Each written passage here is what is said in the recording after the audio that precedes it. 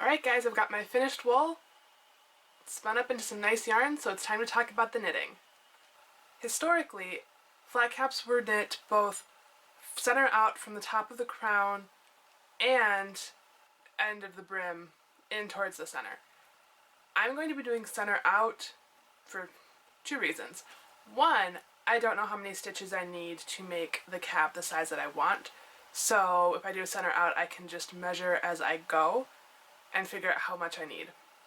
Second, if you watched my Monmouth cap video, you know I struggle very hard to join stitches in the round without twisting them, especially when it's a large number of stitches, which I suspect I would need for this project.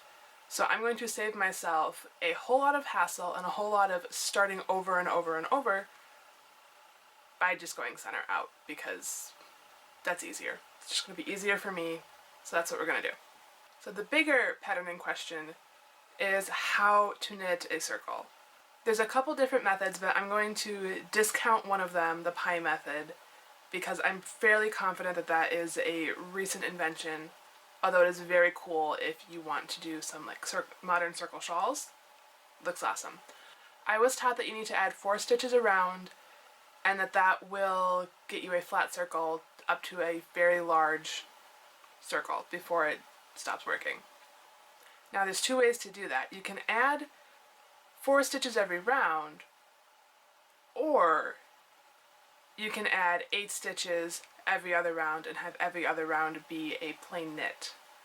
I'm going to make a couple of swatches and show you guys how it works, why you might want to pick one over the other, and then while doing that, I'm also going to talk about the specific increase that I'm going to use.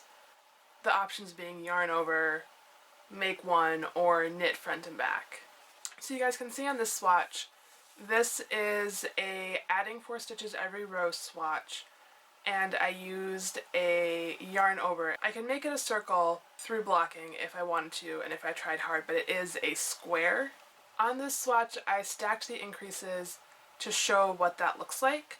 So you can see that with adding 4 stitches every round, the swatch is basically a square, and with the large holes from the yarn overs stacked up, you can see that it kind of makes 4 curved wedges of stitches each going in that direction, as well as large holes that are characteristic of yarn overs. In comparison, here's a add 8 stitches around and then knit plain on the next round swatch where I used make ones as my increase, and I stacked them again. So you can see that there's more wedges because there's more increases in the increase rounds, although there's still holes from the make one increases, but they're smaller, and also because there's more wedges, because there's more increases in a round, while it's not a circle, it is more circular than the adding 4 stitches every round swatch. So this is closer to what I would want for a circular hat crown.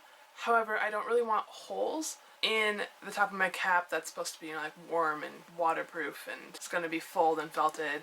So I'm going to show you one more swatch, and in this one I use the knit front and back because while it does leave a small purl bump on the front, it does not leave a hole, and I think that in the falling process and the raising a nap, that purl bump on the front is going to disappear into the fabric and not be visible, and I also will not have a hole.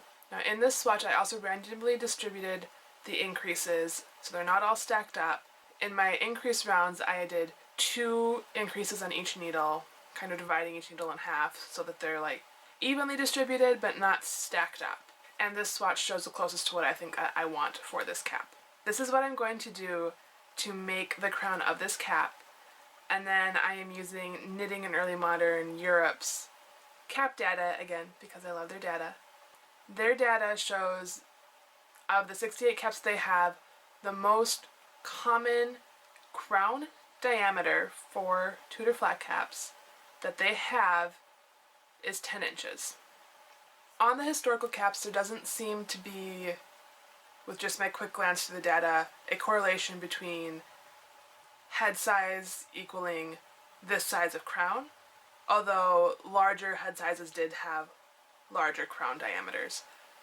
So because I have a large head, I am going to, I think, knit the crown of my cap out to 11 inches instead of the 10 that the data is showing is the most common, just because I have a large head and I think it'll look more balanced.